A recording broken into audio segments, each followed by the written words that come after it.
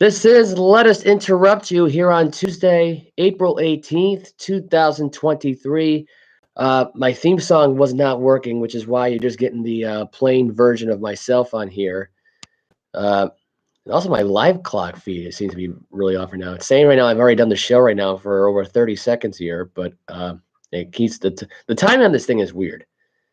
I don't know. It's been acting a little bit weird here. We had hockey playoff start last night. We had the Hurricanes beat the Islanders last night. Bruins take game one at home. Decisive. The Wild came back in double overtime to beat the Dallas Stars. And the LA Kings had a comeback of their own last night in Edmonton last night to beat the Oilers last night and Connor McDavid. McDavid didn't really have any goals in the game. Not really much of an assist here, really, either in this game last night. They were up 3-1 in this game. The Oilers were, and they ended up losing it 4-3.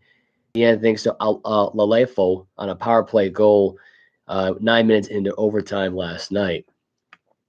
But the Bruins are up 1-0 in their best-of-7 series. Carolina's up 1-0. Kings are up 1-0. And the Stars, surprisingly, are down 1-0 after a double overtime loss at home last night.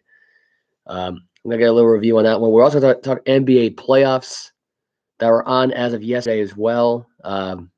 Give me a quick little format here on how this past Sunday went.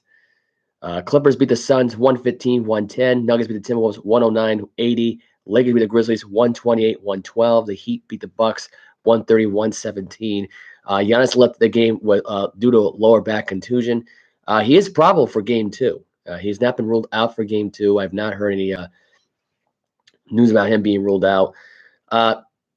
All I'm going to say about the before I get into a full hockey review here, because I know I was going to lead up with a hockey review. I want to say this about the Minnesota Timberwolves and how they were in this playoff game the other night, how they lost by 29 points. This was a pathetic game. The Joker didn't even need to even play in this game last night. That's how bad the Timberwolves were last night, or not last night, Sunday night in this game. I mean, Rudy Gobert did nothing in this game. No. Karl-Anthony Towns always plays terrible in the playoffs. 5 for 15 overall field goal range last night. He was 1 for 7 for 3-point range. I keep saying it was last night. It was Sunday night, but bear with me here. All in all, Carl Anderson and Noel were the only bench players that really showed up in this game. Overall, the team shot 11 for 36 from 3. That sucks. And Nuggets went 16 for 39. Not too bad. But this is a really cause for concern right here. 37% overall inside the field goal range. Like they can't hit the 3. Oh, they can barely hit it, I should say. But they can't hit anything inside within 6 feet. I don't understand this. And you have a two-headed monster in Rudy Gobert and Karl-Anthony Towns. And I gotta say this right now, Rudy Gobert is just as useless right now as Karl-Anthony Towns is right now in the NBA playoffs. I'm sorry, he is. Those two are just regular season players. There's no other way of describing them, really. They just know how to show up during the playoffs, during the regular season, but they don't know how to do crap during the postseason. I've yet to see a consistent Karl-Anthony Towns and Rudy Gobert in the playoffs, scoring at least over 20 points per game, maybe getting 20 boards, something like that. They get the rebounds. They get what they needed to get when it comes to rebounds. They do get the 10, 13 rebounds they average in, but they don't do anything else. They're not presents. They're like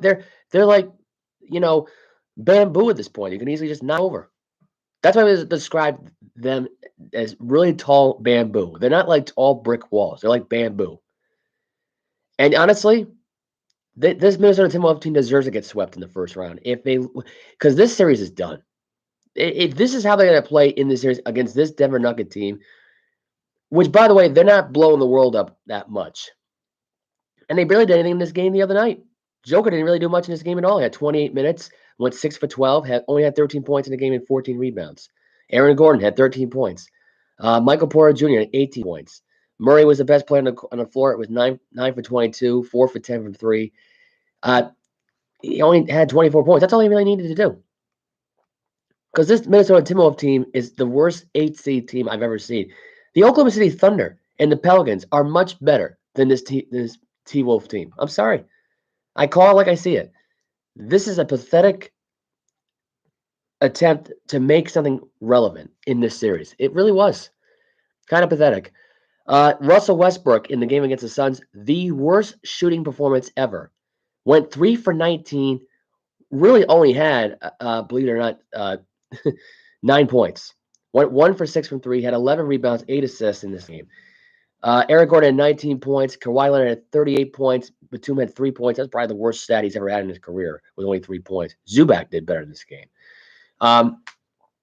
This game came down to Russell Westbrook playing defense in the end. He got the rejection on Devin Booker, which gave the Clippers a 115-110 win over the Suns. This was the worst statistic Russell Westbrook playoff game I've ever seen. Probably the worst as far as offensively. Defensively, this is probably the best game he's played in a long time defensively. I'd say in general when it comes to regular season and playoffs. That's what I would say. Kevin Durant going into that game was undefeated. Played 45 minutes, went 7 for 15, went 3 for 7, had 27 points, 9 rebounds, 11 assists. Didn't matter though. He's now 8-1 with the Phoenix Suns. Devin Booker had 43 minutes, 10 for 19, 0 for 3 from 3. He couldn't make a 3 to save his life. 26 points. Ayton had 18 points. Chris Paul only had 7 points in this game. And I don't know if Chris Paul was trying to work on his assist game or rebound game or whatever it was, but man, he could have done more in this game last night. I'm sorry, but he could have. They could have had less production from Ayton, really. Ayton didn't really need to do that much in that game to get a lot of baskets.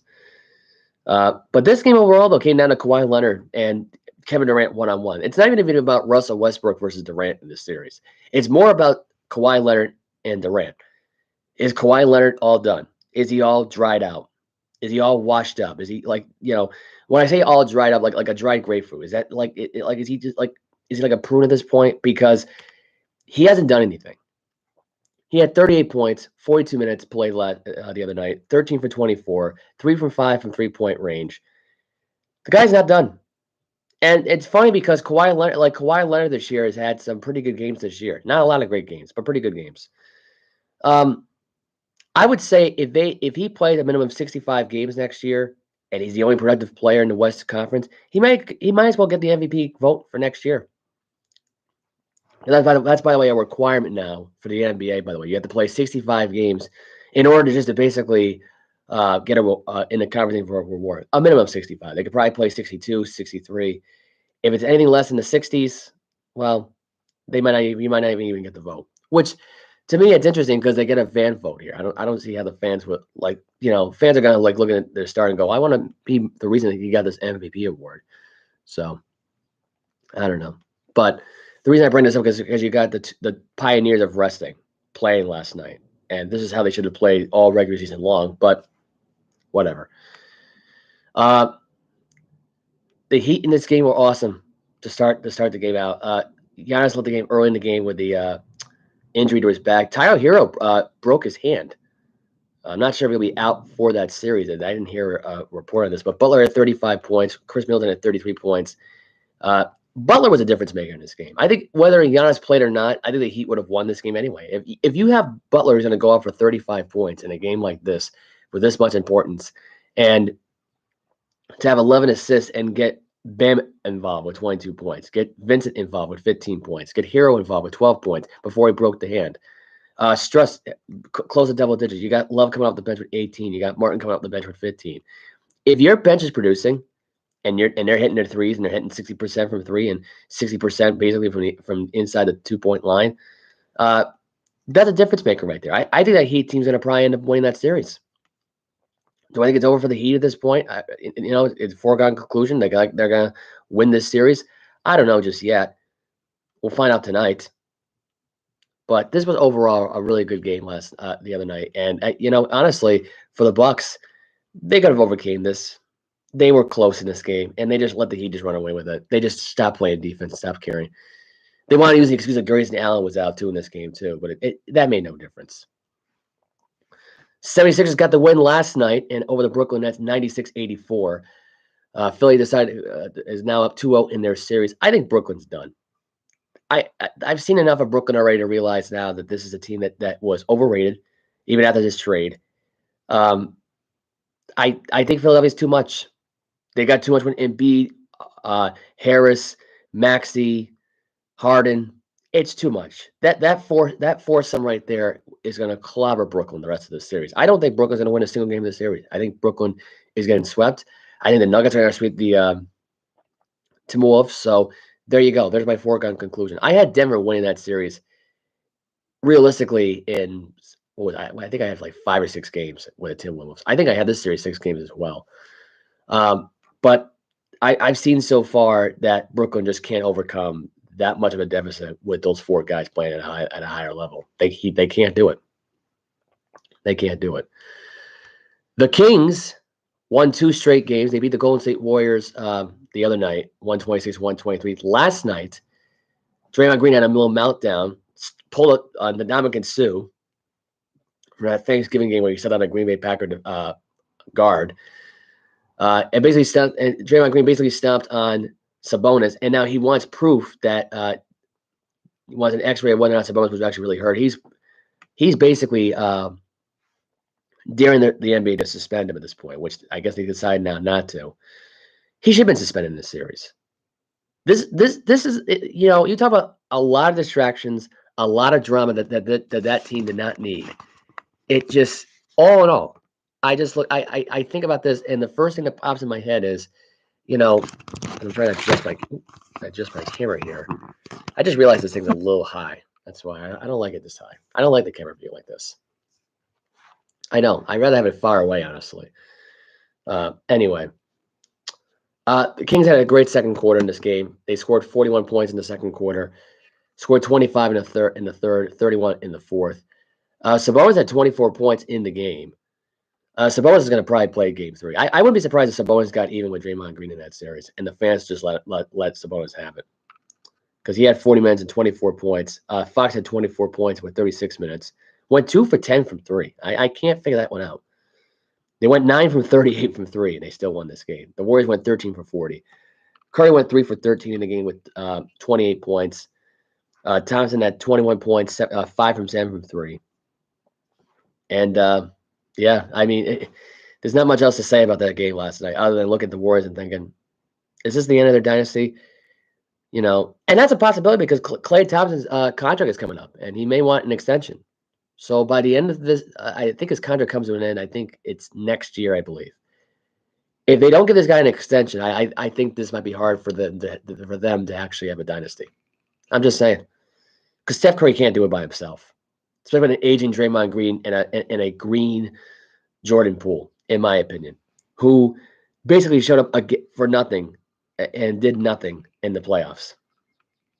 Because, and like I said, for a guy who's getting paid to do a 4-year, $140 million deal to stay with Golden State, that could have gone to Klay Thompson. You could have sent him to another $140 million. You could have given Thompson another 4 years with that 1 year left in that contract. Instead, you wasted it on Poole. Green's contract's coming up at this point too. That's another thing. I don't think Draymond Green's worth signing. I think Draymond Green should just retire. The guy's too fat as it is, can barely move. You know what's funny?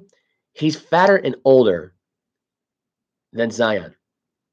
That's funny. He's fatter than Zion. And the difference is Draymond Green can still run. That's the weird part. Zion can't run.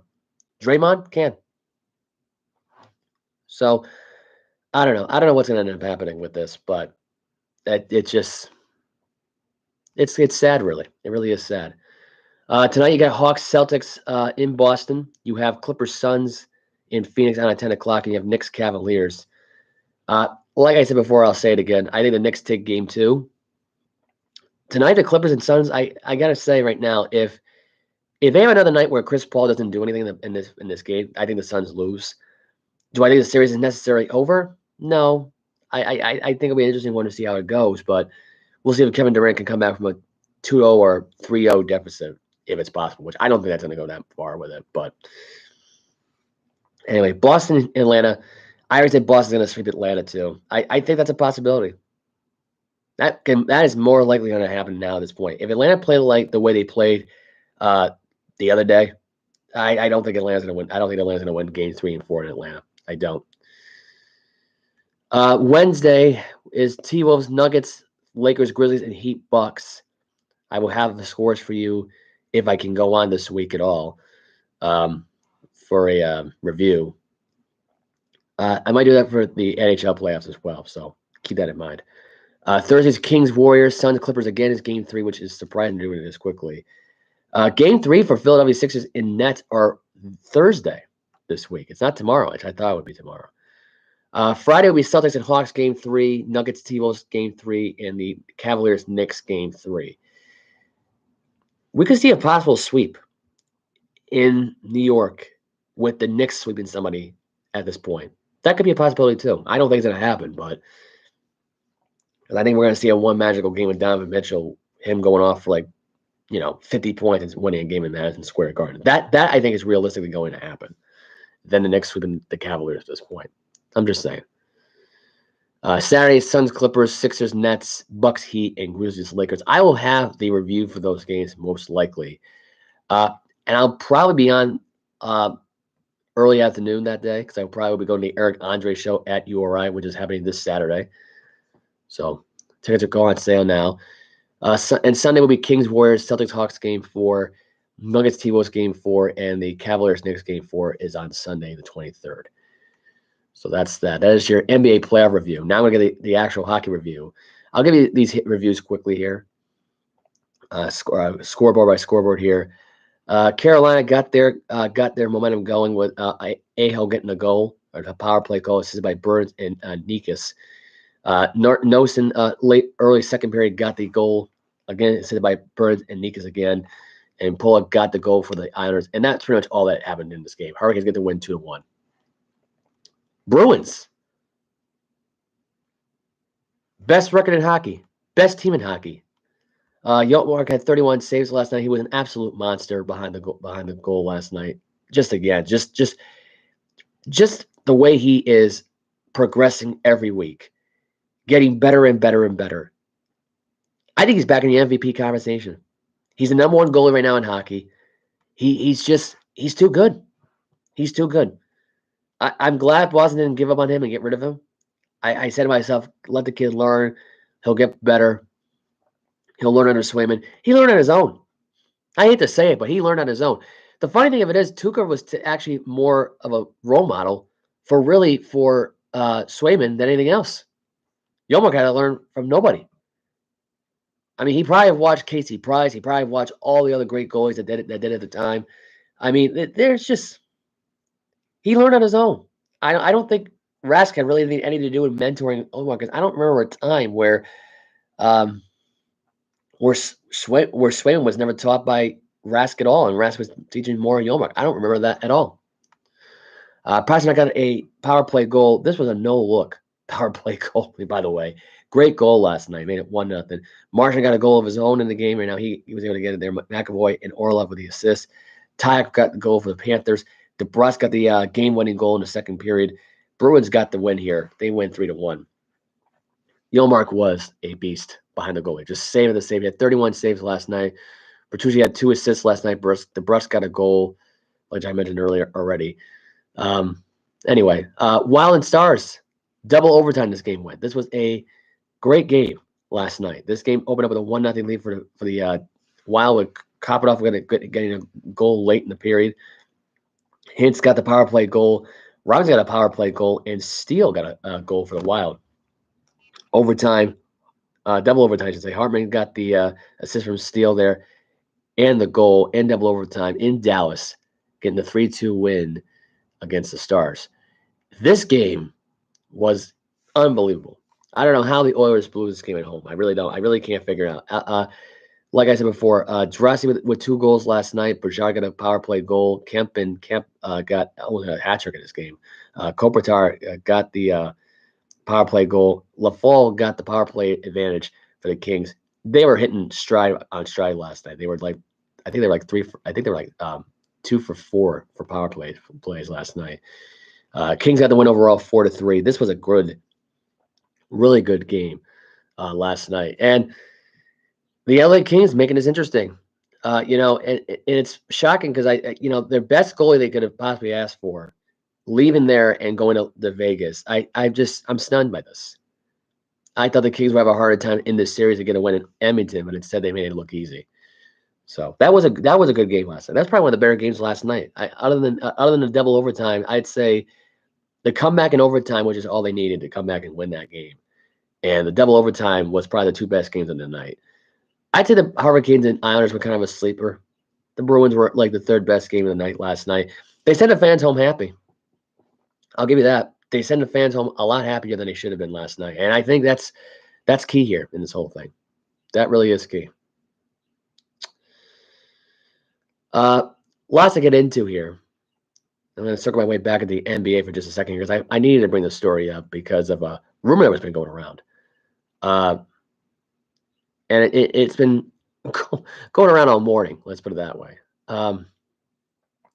That there's a positive deal going in the works, which is Miami might be the team to watch out for if Damian Lillard leaves Portland. I was according to Basketball Forever posting that. And also, according to Brian Windhorst, who works for ESPN, this is my take on the whole thing and why I don't think that's going to work out in their favor. It just won't. It won't. I don't think Damian Lillard has any desire at this point to leave Portland. I think he wants to create something in Portland. I think the Trailblazers want him to leave more than he really wants to leave. To me, I would love it. I would love it if he goes to Miami because it gives the Celtics more competition. Because the East at this point is, teetering as far as competition goes going forward, even though this year they had like 5 teams that had at least 50 wins. To me, this is the way I see it. If he leaves Portland, I think Miami would be the wrong team because unless you're going to trade Kyle Lowry in this deal and give some draft capital to get Lillard to come here, this deal is not going to happen. It's just not. And other than Kyle Lowry, what else would you get back? Would you get back Struss and Tyler Hero? You're going to give up all of that for Damian Lillard? And really depth by the draft picks. So to me, it'd be fantasy-wise, on paper, that team would be an NBA Finals caliber team. Were they able to get past the Celtics and the Bucks? No. If Lillard couldn't get past the Golden State Warriors and that dynasty, how the hell are they going to get past the Boston Celtics? And he can't even beat them either with the Portland Trailblazers. So it makes no difference here. Anyway, I just had to get that out of the way. And would I love to see it? Absolutely. Do I think it's going to happen? Do I think it's a realistic thing? No. No, I don't. Some news that broke out with the NFL the other day. Jalen Hurts signed a 5-year deal, $255 million extension, makes him the highest paid person to get an extension in NFL history, and it's also $179.3 million guaranteed. That was a report from NFL Network as of yesterday. This is the best deal. And why this favors Lamar Jackson right now at this point, getting the deal in Baltimore? Because Baltimore's looking at it today and going, we need to give Lamar Jackson this deal, and we need to give in to getting him we need to get him to have him get happy here by getting D-Hop to come here to Baltimore. And I'm telling you right now, with D-Hop there and now you got Odell Beckham Jr., that's going to keep Lamar Jackson there for a long time. And he's going to retire as a Raven. That's my prediction. If they get DeAndre Hopkins, I don't think Lamar Jackson will ever leave the Ravens. I don't. This whole thing with him not having an agent and all that, he might not play in the NFL ever again, and all because of his, unprofessionalism. I look at it like this: he wanted a deal that he wanted. He doesn't need he doesn't think he needs an agent because he's watching how these guys are just getting it, these deals that they want, and he's thinking to himself, "I'm better than this person. I'm better than that person." And it makes sense to feel that way. You have to think that way in order to be successful in this league. You got to put yourself over. And that's what Lamar Jackson did. Hell, this guy was a unanimous league MVP not too long ago. He should get the contract that he wants. He should. I don't know why he doesn't. It's kind of stupid at this point that he doesn't get what he wants out of it. I'm surprised by that. I really am. For Hurts, I think he earned the deal. He had to go through an ankle procedure today to remove some hardware that was he didn't get removed. Nothing major. So he's fine. He got the contract that he wanted, got the money that he wanted, got the surgery that he wanted, able to pay it off just like that. You don't hear that much about that really often. You don't. Let's see. We also got some more NFL news today, which is Allen Robinson has been traded from the LA Rams to the Pittsburgh Steelers. This deal came out of completely nowhere today. I didn't think this deal was even in the works. Apparently, it's been going on for the last couple of days. I am surprised by this deal for 2 reasons. One being, I didn't think Allen Robinson was going to get traded, and I thought he was going to get cut more than anything else because of that ridiculous contract and the fact that he was a complete failure as a wide receiver for the Rams. It was pathetic. I don't know why this guy. This actually kind of hurt the Rams more than anything else. I mean, I guess you trade away his contract technically, but you got a lost year out of it. You basically gave up another wide receiver. Like, you didn't get Odell Beckham Jr. to come back. You let Allen Robinson, walk, really by training and getting some capital back out of it. You didn't get the best capital you could have gotten out of it, obviously. So that's what happened. But, this trade just came out of nowhere. It really did. It came out of nowhere. I didn't think he was going to get traded. Reason being is because I didn't think it was going to happen. I didn't think it was a realistic thing. I didn't think this guy was going to get traded right from the get-go here. And I thought realistically that Pittsburgh Steelers was an odd choice because I figured, well, the Steelers have already had the wide receiving core they needed. They have Pickens. They have Deontay Johnson. I mean, I guess Allen Robinson you add in there, I guess. I don't know if Allen Robinson is the same wide receiver, though. I think his play declined in Chicago. He was even worse in L.A. I don't think Pittsburgh got a really good deal out of this thing. I think this is a lose-lose for both teams. Really, it's a win for a useless draft pick. But the Rams, you just gave them another weapon for Matthew Stafford. You may as well just wave the white flag this morning and say we give up after one season of this. And by the way, Allen Robinson played with a quarterback that was going through neck problems, a rookie quarterback that only runs and doesn't throw, and Baker Mayfield, who only trusts Jefferson. That's it. That's really what Allen Robinson had to deal with all last year with a crappy LA Ram team. So I don't know. To me, that just seems ridiculous. It seems a little over the top here, but it is what it is. I'm disappointed by that. I really am. Adrian Peterson explained the other day explained playing for Oklahoma over playing for the Texas Longhorns. Apparently, Mac Brown's loyalty to Sector Benson deteriorated the idea of him going to Texas with it. He said, quote, "I was Texas all the way," recalled during a weekend speech at his induction into the Texas Sports Hall of Fame. "But for people that find themselves being mad at me for going to Oklahoma, that is what I will say. If you are going to be mad at anybody, be mad at Coach Mac Brown. And this is why I say that. I was sitting in Coach Brown's office, and I asked him the same thing I asked everybody else. Coach, will I have a chance to come and compete?" So he said, "Yeah, sure." Pete Carroll, "Will I have the opportunity to come and compete for the starting job?" Carroll says, "Yeah." I asked Nick Saban, "Will I have an opportunity?" I asked Mac Brown, "If I come here, will I have the opportunity to compete for the starting job?" He was like, "Well, Adrian, I'm not going to lie, to you. Cedric Benson, he decided to come back for his senior year, so we are going to be loyal to him. We're going to have him write it out, but after that, you can compete for it." And told him, "Okay." I never told him I was or wasn't coming. But that decision I made based on that. You guys can share the story just in case. And that people that did not know, now you know. Post quote. Adrian Peterson was successful in Oklahoma. And the Texas Longhorns, I will say this right now, for as good as Oklahoma was, you had Vince Young there. You had a great system there. You had a team that beat USC in the net. Let's put this in perspective. This would have been an Adrian Peterson matchup versus Reggie Bush. That's what it would have been. That's what it ended up being. Pete Carroll, by the way, at the time was at USC when this happened.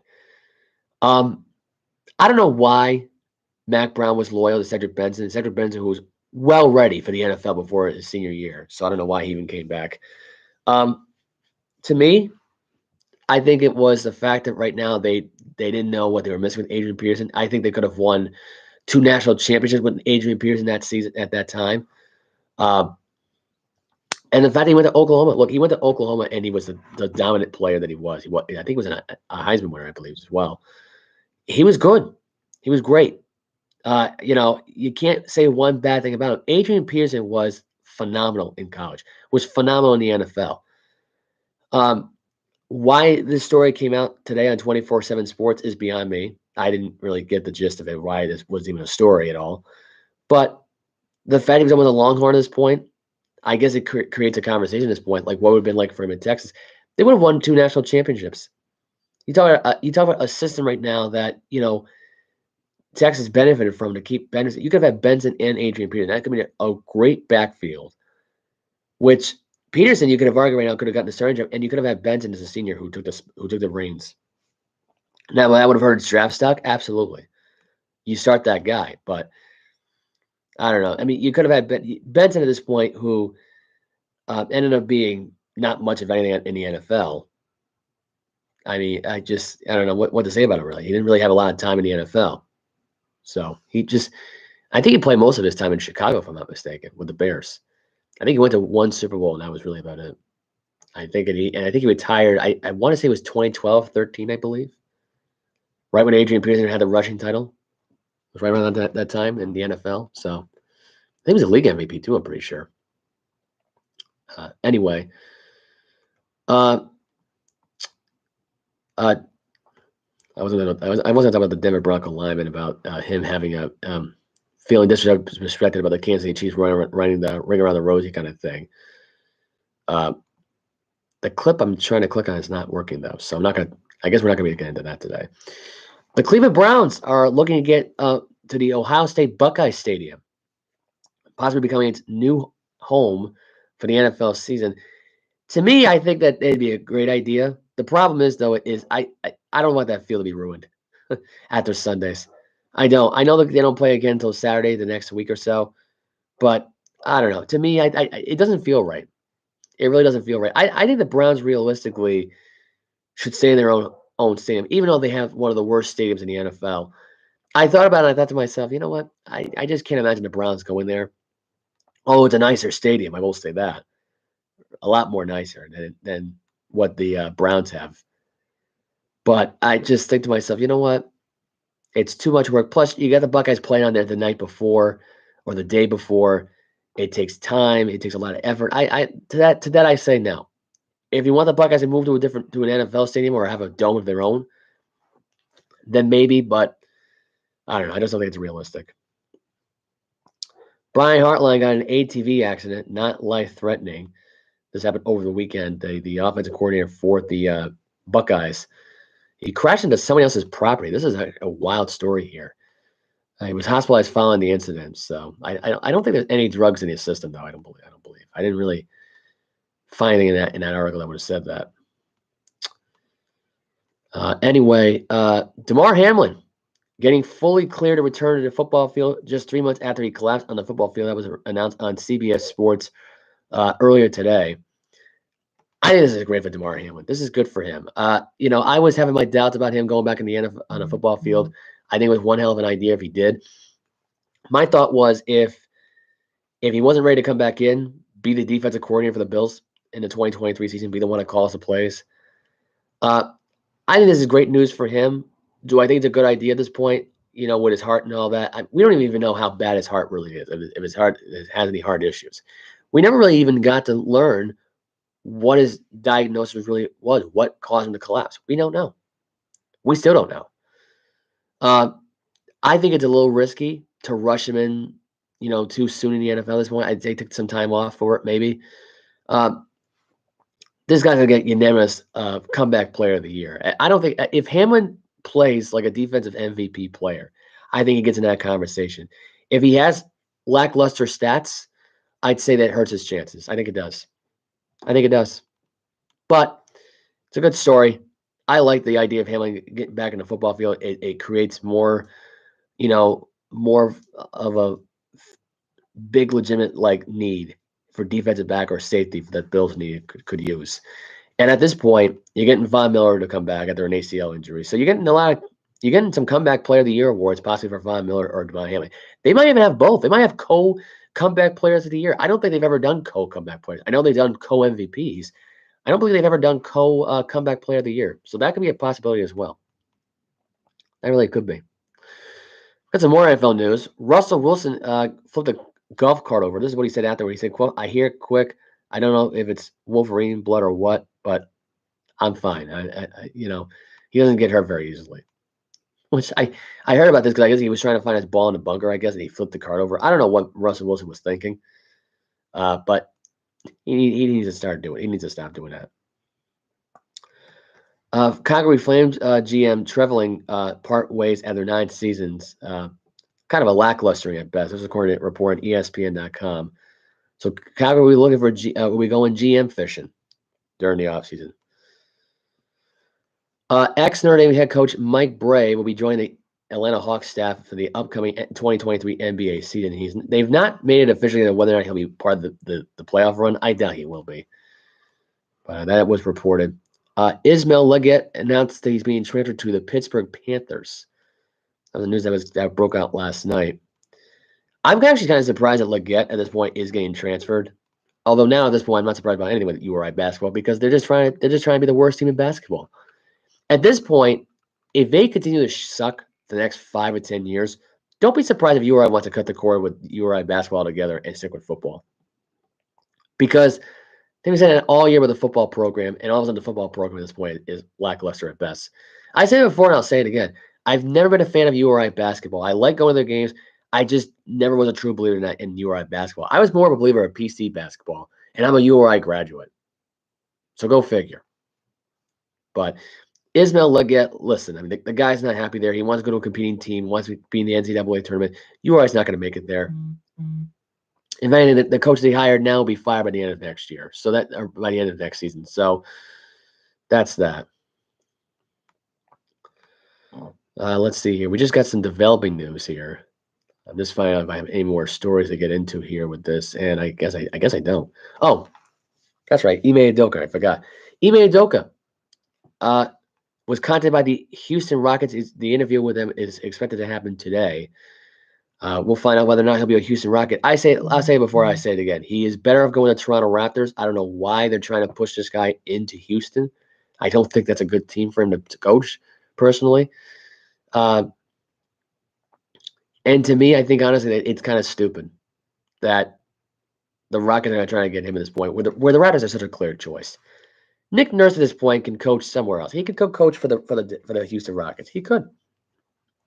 He could turn the whole organization around. He gets some talented players. You can argue right now they can try to get Donovan Mitchell and Karl Anthony Towns and try to get DeMar DeRozan. DeRozan, by the way, who's been looking away out of Chicago now for a while, along with Zach LaVine. Nick Nurse can make that happen. Can Ime Udoka make that happen? I don't think he can.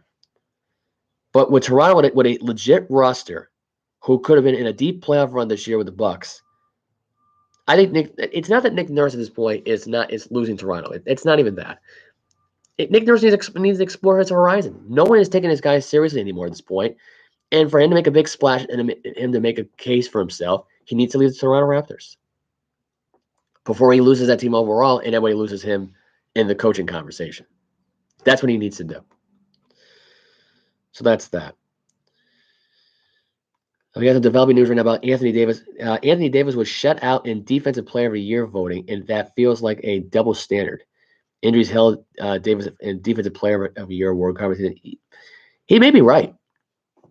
I mean, realistically, if Anthony Davis was held out of because of injuries, then this is going to be a huge issue for the CBA for a couple of reasons here, really for the NBA. Reason being is because now they changed the CBA for next season, and if they play less than 65 games, or even worse than that, under 50, that they wouldn't be in that conversation. They'd be left out of the voting. Which the NBA is such a hard sport as it is. They want 82 games is on the table right now. That's what the owners want. That's what the general managers want. That's what the commissioner wants. The players want less than that. And this is going to cause a CBA problem for a lockout at this point. Even though now they're not going to talk about it here. The reality of it is the CBA expiring at the end of the season. This one that was signed back in 2011. So once that expires, that's not a good thing for most of these players at this point that want to rest in general. I hate the rest management personally. I just do. I think the rest management thing is completely useless for the NBA. I think it's just an excuse for players to do nothing and just count their money. And if the money's not right enough, if it's not the right time in their minds, if it's too early in the year, if they just want to go out with their families and go out to restaurants and stuff like that in private events or go to parties and party it up and live like the 20s and not have any responsibilities to their team, then that's what they're going to do. That's what the CBA has become at this point for the NBA. It's become a big joke. And the players want to cut back on less games played and play like under 70 games. Even coaches have felt this way about this whole thing. I think it's the wrong message because you got players now who are going to take advantage of the rest management, and that's what these coaches don't get. And someone like Steve Kerr, who's got he's got that player mentality because he was a player. He played with the Chicago Bulls. He played with the San Antonio Spurs. He played with guys like Greg Popovich and Phil Jackson, who are looking at his rest management bullcrap and saying, "What the hell is rest management? What the hell does that even mean?" They don't like it. They hate it. I hate it. I think every NBA fan can't even stand it. So if Anthony Davis feels like it's a double standard at this point, then stay healthy. Work out. Don't be playing Call of Duty and not working out. Anthony Davis at this point is looking leaner. Have you noticed him lately? He's been looking a lot leaner these last few weeks here. So look, it's a realistic thing. If he was shut out of if he was held out of the against that award, then he really should have would have been motivated to actually been the actual defensive player of the year, actually be the guy that steps up and actually helps his team win games instead of resting, finding excuses not to play, getting angry about LeBron James and him getting honored for something when they lose a game. Don't get mad about that. Get mad at yourself for not being like LeBron James, being like the face of the NBA. Because that's what you were supposed to be when you got drafted out of, out of the Kentucky to the New Orleans Pelicans. And you couldn't hack it there. When you got to LA, different story, right? Makes all the sense in the world. You got better over time. You were the man at that point with LeBron James. That was a two-headed monster right there that the Lakers could not be extinguished at all. No one could extinguish this team, period. Then they got a championship hangover, and then they had a missed playoff season, and now they're back in the conversation. John Morant, by the way, got an injury to his hand, by the way, just FYI. He's got I don't know if it was a broken hand. I don't know what it was. I didn't get a chance to read the x-ray article that he had, but he did injure his hand. But go back to Davis for a minute right now at this point. This could be about Anthony Davis here now in this playoff now because there's no John Morant to worry about. There's no Steven Adams. There's no Clark. Morant, who's going to probably play through the pain, possibly. They have not ruled him out yet for game 2. But if he is out for game 2, this is Anthony Davis' case right now to be put back in the Defensive Player of the Year conversation for this season. So if he wants to go through with it at this point, if he wants to put in the extra work, then he's got to do what he's got to do. He has to at this point. DeAndre Hopkins at Buffalo seems like it's official here. Von Miller says the Cardinals wide receiver told him, quote, he wanted to be a Buffalo Bill. DeAndre Hopkins does not need to be convinced to go play for Buffalo because he wants to be a Buffalo Bill. He is dying to be a Buffalo Bill. My opinion here is I can't imagine him going to Kansas City. I can't imagine him going to the New York Jets, the Patriots. The Ravens are the best team at this point. The problem is Lamar Jackson at this point is more run-oriented. So, and with Josh Allen with his temper tantrums, you just never know what you're going to get from Josh Allen. You just don't know. So, DeAndre Hopkins going to Buffalo, is that a smart move for the Buffalo Bills? Absolutely. They need another wide receiver anyway. They need a three-headed monster. They need a big three. Gabe Davis, Stephon Diggs, DeAndre Hopkins. That is the team. Go to them. They need it. Anyway, I have one actual story for the baseball from this weekend here. The Red Sox had the longest game yesterday, had the longest marathon game yesterday, and a 5-4 loss yesterday to the Angels. The Angels lost 3 out of 4 in Boston. Other games that were on from last night: Cubs beat the Athletics 10-1 last night. Marlins beat the Giants 4-3. Reds beat the Rays 8-1. Rangers were shut out in Kansas City. Rangers were actually beating Kansas City Royals. They weren't shut out. They shut out the Royals 4-0. Diamondbacks beat the Cardinals 6-3. Astros beat the Blue Jays 9-2. Pirates beat the Rockies 14-3. Brewers beat the Mariners 7-3. Braves shut out the Padres in San Diego 2-0. Mets beat the Dodgers in LA 8-6. Guardians and Tigers and the Phillies and White Sox were postponed due to cold weather and wind. Not even rain, just those two things that I just mentioned, the cold and the wind. Tonight you got Twins, Red Sox, Cubs, Athletics, Giants, Marlins. Right now you got doubleheaders right now going on with Guardians and Tigers right now. Tigers are up 1-0 in the seventh. Phillies beating the White Sox 5-4. And by the way, doubleheader game 1 was actually just on earlier. This is game 2. I made a mistake for Guardians and Tigers. Tigers beat the Guardians earlier today 4-3. Rays with the Reds later on tonight. You got Angels and Yankees. Today's the 100-year anniversary for where Babe Ruth opened up Yankee Stadium April 18th. You got Shohei Ohtani, who's playing on that anniversary tonight with the Angels. As far as who's pitching that game, to make it interesting here, it's Suarez and Cole Schmidt. So a nothing game with 2 pitchers with a bad ERA that nobody cares about. You got Orioles and Nationals playing later on tonight. You got Phillies, White Sox, game 2. Rangers, Royals, Diamondbacks, Cardinals, Blue Jays, Astros, Pirates, Rockies, Brewers, Mariners, Braves, Padres, and Mets, Dodgers on tonight on TBS on a 10-10. It is Miguel and Clayton Kershaw on the mound tonight. A very worthy pitching matchup that is a lot better than what the Yankees and Angels are producing tonight on Yankee Stadium.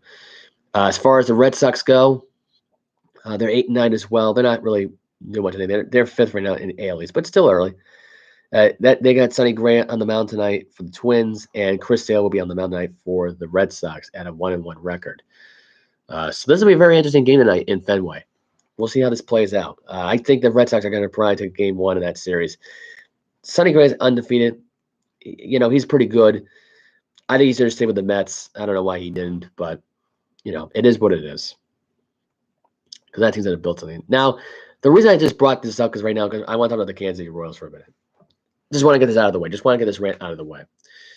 So Gail Miller, who was like I forgot what her title was, but she was a former something personnel, like a relocation, whatever it was, like something that has to do with Major League Baseball. So she feels that there should be a team in Salt Lake City, Utah, at this point. That should be part of the baseball world. Another expansion team that would make it 31 baseball teams. To me, here's my take, and this is going to probably be the best take of the entire afternoon. Okay? The idea that there's another baseball team in baseball at this point is not needed. It's not even necessary. There's no need for it. There's no point for it. To me, you really want to do something for baseball. You want to make things interesting. You want to spice things up for the baseball world. Here's my opinion. Go screw Kansas City Royals. None of the fans there even go to the games anymore. The games are not worth watching. Kauffman Stadium is the easiest stadium to play in for any baseball team at this point. Seriously, it is. The easiest baseball stadium ever. It's probably a lot more easy than Yankee Stadium as far as the dimensions, the home runs, and all that. It's not hard to hit home runs in that stadium. That stadium looks like an all-star game stadium where they hit home run derbies in every single week, which they didn't have. They had an all-star series games there not too long ago. But the idea at this point for Kansas City Royals that is still relevant for Kansas City sports, it ain't. I'm sorry to say it, but it's not. The Kansas City Royals are a terrible, terrible, terrible, terrible, terrible, terrible baseball team. They don't know how to win. They don't know how to be productive. They don't even know how to be a legit team.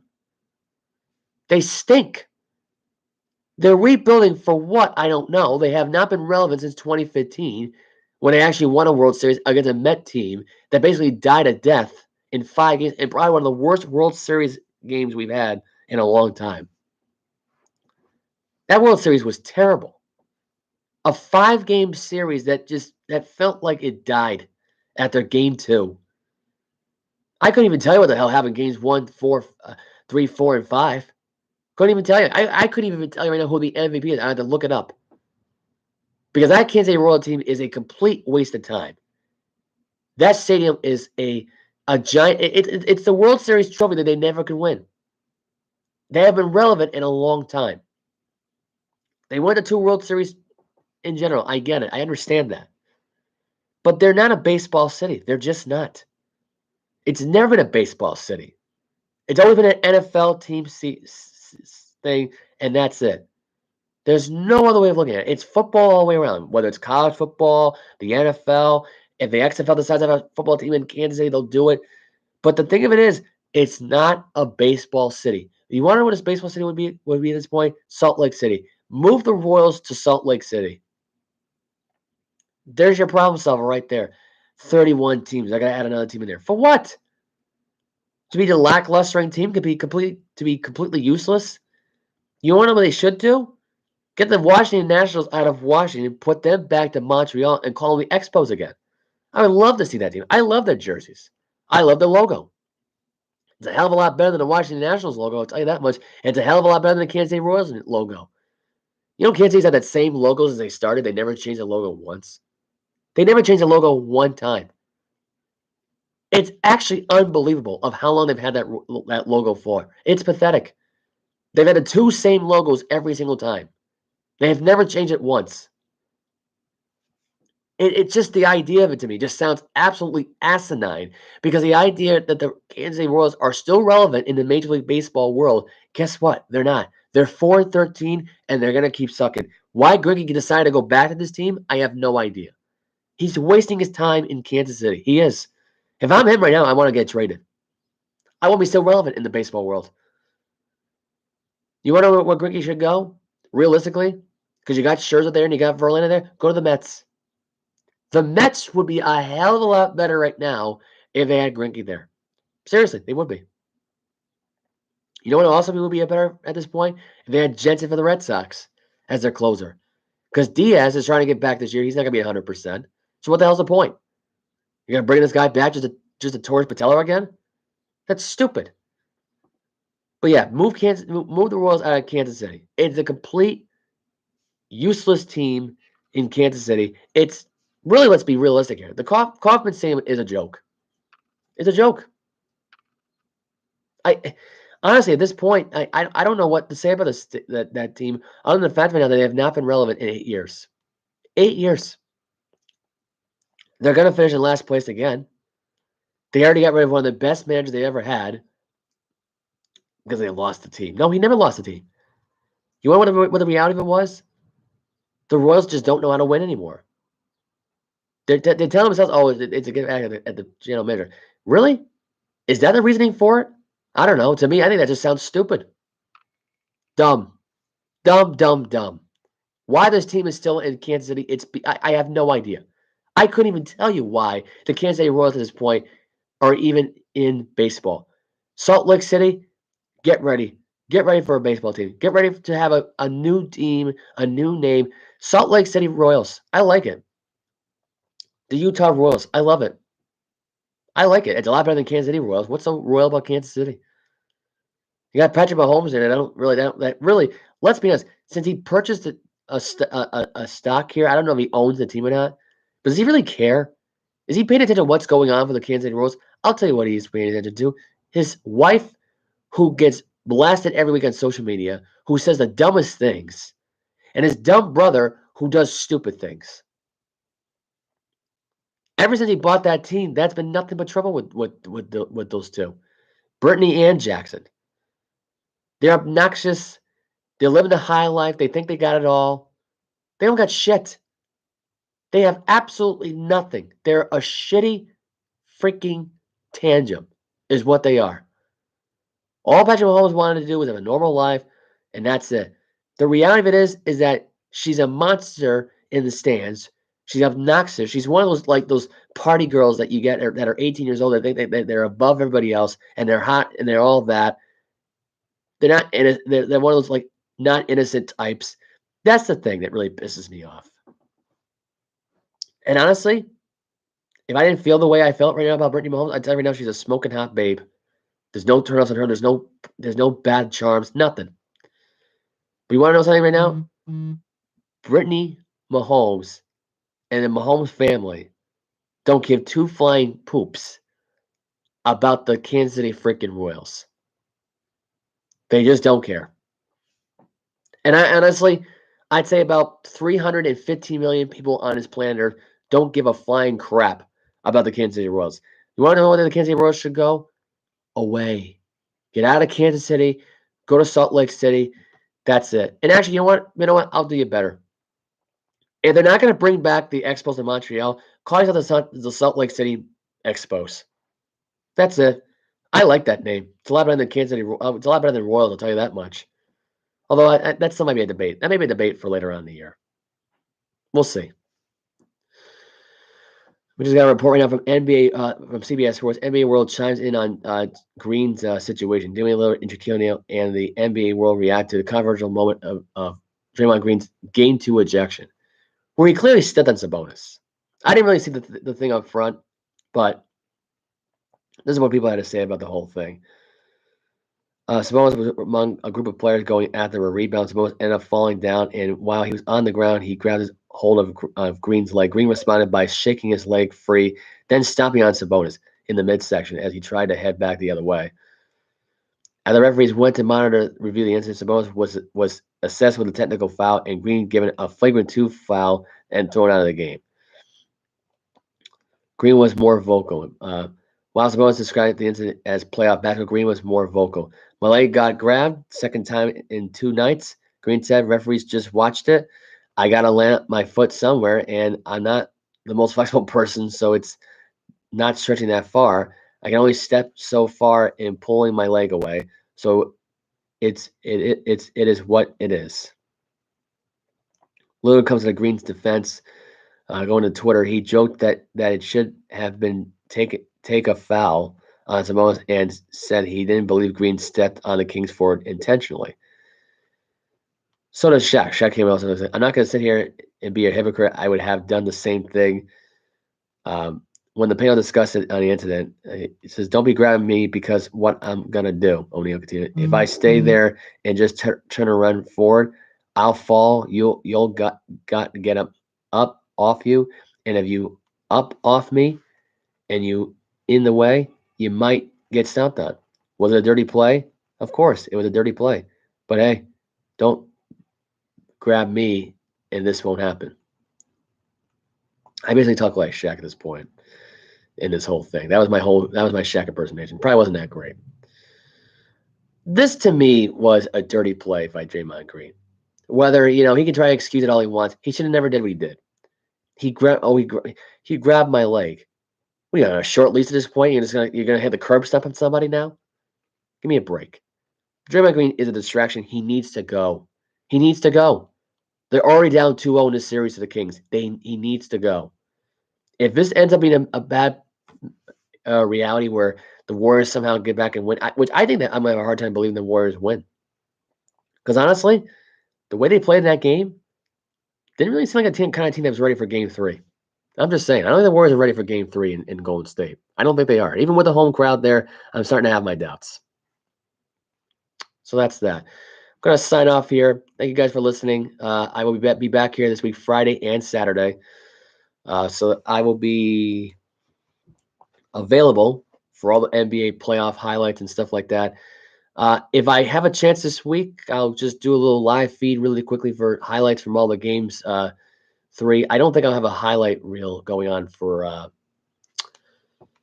Thursday or not, but Friday, Saturday will be the schedule here. I will probably recap all the games. In fact, I'll probably just end up doing that. I'll recap all the games for Wednesday and Thursday. I'll talk about that.